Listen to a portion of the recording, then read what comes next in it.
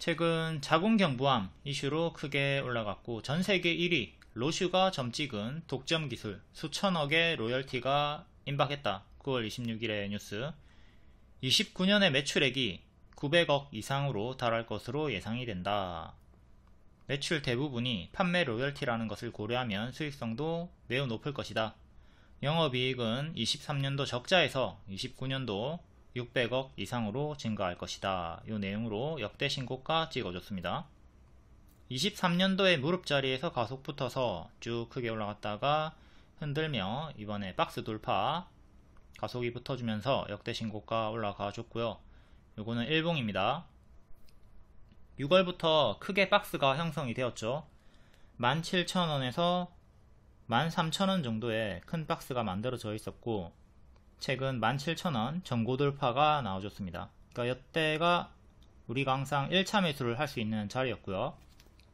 두더지머리 빼꼼 올라오는 자리에서 손절을 잡고 매수를 하면 된다라고 했고, 이제 회원분 중에 개별로 이 자리에서 매수를 하신 분이 있어요. 배운 대로 전고 돌파 타점에서 매수를 잘 하신 거죠. 근데 25일에 음봉에서 손절을 했다.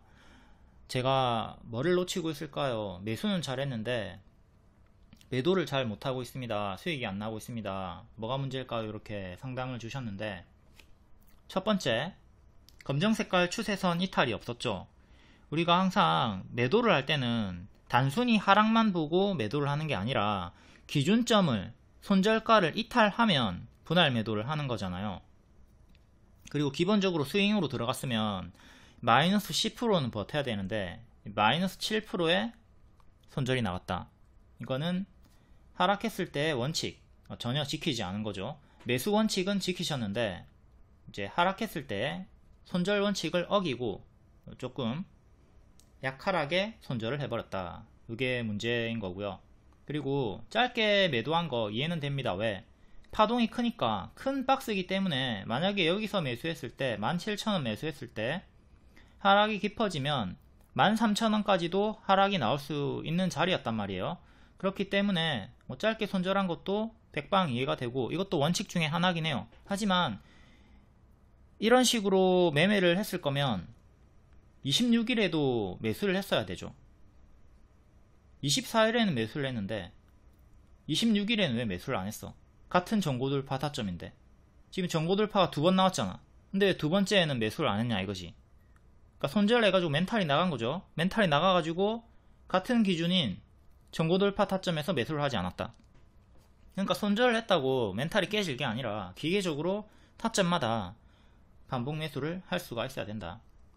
26일에도 같은 내용으로 내일 하락하면 또 짧게 손절해야지, 요 생각으로 들어갔으면 바로 수익이 이렇게 크게 나온 거잖아요. 그러니까 이것도 원칙을 지키지 않았다. 약간 멘탈이 터져가지고 평소에 들어갈 수 있었던 자리에서 들어가지 못했다. 자, 전고돌파 17,000원 전고돌파 해가지고 내가 들어갔다. 지금 바닥에서 30%가 오른 자리에서 고점에서 들어갔단 말이에요. 그래서 요 박스로 봐야 되니까 13,000원까지 떨어질 수 있다. 그리고 121선까지 밀렸다는 걸 생각했을 때 여기까지 밀릴 수 있다 생각하고 1차 매수하고, 만약에 하락이 깊어지면 여기서 반등 확인하고 2차 매수를 해야 되겠다. 이렇게 우리가 분할 매수도 기본 대응이죠. 분할 매수 접근으로 들어갈 수가 있었고요. 1차 매수했고 하락이 나온다. 그럼 내가 여기까지 하락을 생각하고 2차 매수분을 준비하고 있으니까 홀딩이 가능하죠. 자, 여기서 100만원 들어갔고요. 또 여기서 또 100만원 들어갈 생각으로 일단 100만원만 들어간 거예요. 그러면 수익 전환이 됐으니까 200만원을 꽉 채우지 못했지만 100만원은 이렇게 수익이 극대화가 됐다. 이렇게 분할 매수 대응을 할 수가 있었던 거고, 그리고 내가 분할 매수를 할 생각이 없어, 난 요 하락까지 못 기다리겠다, 그러면 손절을 잡아야 돼. 손절 짧게 잡아야 되는데 기준점을, 자, 기존의 저항이었던 자리가 지지로 바뀐다고 했죠. 혹은 장대항공의 시가, 이렇게 두 개의 지지를 잡을 수가 있습니다. 그러면 짧게는 마이너스 8%가 되는 거고요. 길게는 마이너스 12% 정도가 됩니다. 요 이탈할 때마다 1차 손절, 2차 손절 하면 되는 거고요. 자, 종가 베팅 들어갔을 때 하락이 나왔지만 손절가 이탈이 없죠. 마이너스 8%가 1차 손절인데 마이너스 6%, 7% 정도밖에 나오지 않았기 때문에 홀딩을 온전히 할 수가 있었고 이렇게 수익이 나왔습니다. 그렇죠? 단순히 하락폭만 보고 손절하는 게 아니라 이런 기준점을 잡아줘야 된다. 기준점을 잡고 이탈이 없으면 홀딩이 가능하다. 뭐 이러나 저러나 전고돌파로 들어갔다면 손절이 쉽사리 나올 자리는 아니었습니다.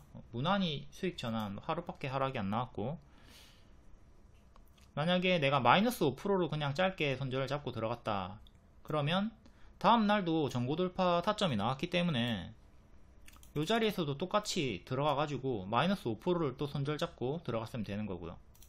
그렇죠? 그리고 요 25일에 수급을 봤더니 외국인과 기관이 동시에 매도를 하고 있어 가지고 요거를 보고 쫄아 가지고 매도를 했다라고 하셨는데, 저는 수급을 전혀 안 본다고 했죠. 이런 것 때문에 안 보는 거예요. 외국인 기관이 연속 매수를 하고 있어 가지고 내가 따라 들어갔다.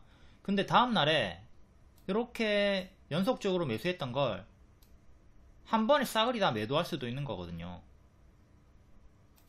그러니까 뭐 별 의미가 없죠. 물론 수급 매매 해가지고 수익을 내시는 분들도 있고, 수급 매매가 잘못됐다는 게 아닙니다. 수급 매매 하셔도 돼요. 근데 제 기준에서는 굳이 볼 필요가 없다. 제 기준은 뭐야? 첫 번째가 차트 매매고, 두 번째가 재료 일정 매매죠. 요 두 개로 조진단 말이야. 그러니까 굳이 수급을 보지 않는다. 요 두 개의 무기가 충분하니까. 그리고 뭐 장기 매매 같은 경우는 재무도 봐야 되겠지만, 단기 매매에서 뭐 굳이 재무를 볼 필요는 없는 거고요. 장기 매매할 때는, 장투할 때는 반드시 재무를 봐야 됩니다. 재무도 제가 다 설명을 드리고 있고, 그리고 제가 수급을 안 보는 이유 중에 신라젠으로 설명을 많이 드리는데, 요때 좀 가격이 낮아진 자리에서 최근에 저가를 이탈을 했고, 요 자리에서 외국인 매수가 엄청났단 말이에요. 그리고 팩400 호재 뉴스가 떴습니다. 근데 저는 이거 여기 대시세 나왔고 가짜 반등 주면서 계속 빠지고 있다, 고점이 낮아지고 있다, 역배열을 끊지 못했다. 역배열 못 끊었잖아. 끊어야지 이제 관심을 가지는 건데, 끊지 못한 상태에서 뭐 호재가 나와봤자 떨어지잖아. 이렇게 요게 팩400 악재가 분명히 여기서 호재를 내놨고 외국인 매수도 많이 붙었는데 점 하한가가 연속으로 나왔죠. 요런 거는 요 자리에서는 만약에 호재가 나왔다 하더라도 가짜 반등으로 이렇게 또 내려갔을 확률이 큰 자리에요. 이러나 저러나 요때 제 리딩 들었으면 요거 당할 일 없었고요. 제가 수급을 믿지 않는 이유, 보지 않는 이유입니다. 그리고 누차 말씀드리지만 수급 매매로 수익을 꾸준히 잘 보시는 분들이 있겠죠. 그런 분들은 계속 하던 대로 본인의 경험치를 토대로 계속 하시면 돼요. 근데 제 기준에는 수급이 굳이다. 저는 차트 재료 일정으로 두 개로 조진다. 이때 꾸준한 외인 매수세로 저는 신하님이 신라젠을 좀 부정적으로 리딩을 주고 계시는데 외인 매수 믿고 한번 가져가 보겠습니다. 결과가 참 안 좋게 나왔죠. 그리고 이때 신라젠 전무가 88억을 전량 매도를 했습니다. 이때 전량 매도를 했고 쭉 하락이 나왔네요. 물론 뭐 관계자분들도 고점과 저점을 알 수는 없어요. 하지만 전량 매도가 나왔고 역배열 구간이었다는 것을 좀 생각을 했다면 비중을 크게는 들어가지 않는 게 좋았던 자리였죠. 이때가 7월이었는데 제가 분명히 신라젠 대장암 환자에서 팩400 병용요법 효능 확인이 되었지만 기술적 반등이라고 했습니다. 기술적 반등은 가짜 반등을 말하는 거예요.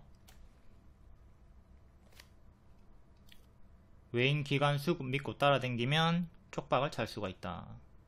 다시 강조드립니다. 수급 매매 가능해요. 수급 매매가 잘못됐다는 거 아닙니다. 어떤 매매든 잘못된 게 없어. 그냥 본인의 기준에 맞게 하면 되는 거예요. 다만 제 기준은 첫 번째 차트, 두 번째 재료 일정이기 때문에 수급을 전혀 보지 않는 것입니다. 두 개의 무기가 있기 때문에 굳이다. 우리 이소룡 행님의 말씀, 1000가지의 발차는 기술을 가진 사람보다 딱 한 가지 발차기 기술을 1000번 한 사람이 나는 더 무섭다. 그러니까 저는 차트와 재료 일정 요 두 개의 발차기로 그냥 계속 조지는 거예요. 다시 바이오다인 매매 설명으로 와서 결론은 원칙을 지키자입니다. 질문자 경우에는 전돌 타점, 전고돌파 타점 숙지를 제외하고는 원칙을 지키지 않았어요. 기계적으로 같은 타점에서 반복 매매를 하면 됩니다. 내가 24일에 전돌 매수가 들어갔으면 26일에도 다시 전돌 매수가 들어갈 수가 있어야 됩니다.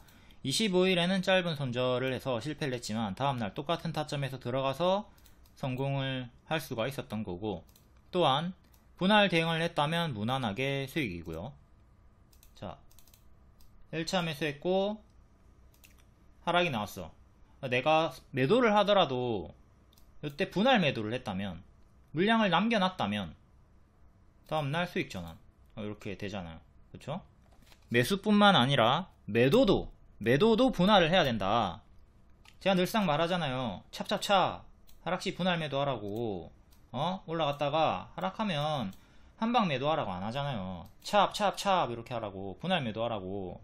그러면 한 번만 매도 걸리고 남아있는 물량 이렇게 올라갔잖아요. 분할 매도하는 이유, 요 내려가는 어깨에서 분할 매도하는 이유, 반등이 이렇게 크게 나올 수 있기 때문이다. 분할을 해야 분할일이 적어진다. 이 유명한 주식 격언 몰라요? 주식 신화의 명언입니다. 라임 지렸죠? 완전 힙합이죠? 또한 제가 추천드리는 주가 유도선을 보면 요 전고돌파 타점에서 바로 가면 노랑, 쉬었다 가면 초록이니까 여기까지는 좀 크게 버티는 대응으로 들어갔으면 좋았다. 추천 타점에서 항상 바로 가면 노랑, 쉬었다 가면 초록입니다. 그리고 초록 하락폭을 크게 잡은 이유는 요 하락폭이 20% 정도씩 나왔고 121선 여기까지 두 번 빠졌으니까 또 빠지면 여기까지 하락폭을 열어두고 대응을 했으면 되는 것이었다. 현재 주가와 5일선이 거리가 많이 떨어져 있습니다. 해서 5일선은 뒷방지지로 밀려났고요. 지금은 2만원 1차, 그리고 시가인 18,900원 2차, 다음 전날의 종가 17,700원, 이렇게 3차 보시면 되겠습니다. 5일선이랑 여기랑 가까우니까 둘 중에 하나 택해가지고 보시면 되겠고요. 조금 더 짧게 하나 더 넣을 거면 금요일에 저가도 넣어주시면 되겠죠. 단기 2평과 주가가 멀리 떨어져 있을 때는 단기 2평을 뒷방 지지로 보시고, 캔들의 시가나 종가 기준으로 더 짧게 지지를 잡으셔야 되겠습니다. 혹은 더 타이트하게 상세하게 지지를 잡고 싶다면 분봉으로 들어가서 분봉에 단기 2평, 장기 2평 이런 거 활용하셔도 되겠습니다. 다음 메타버스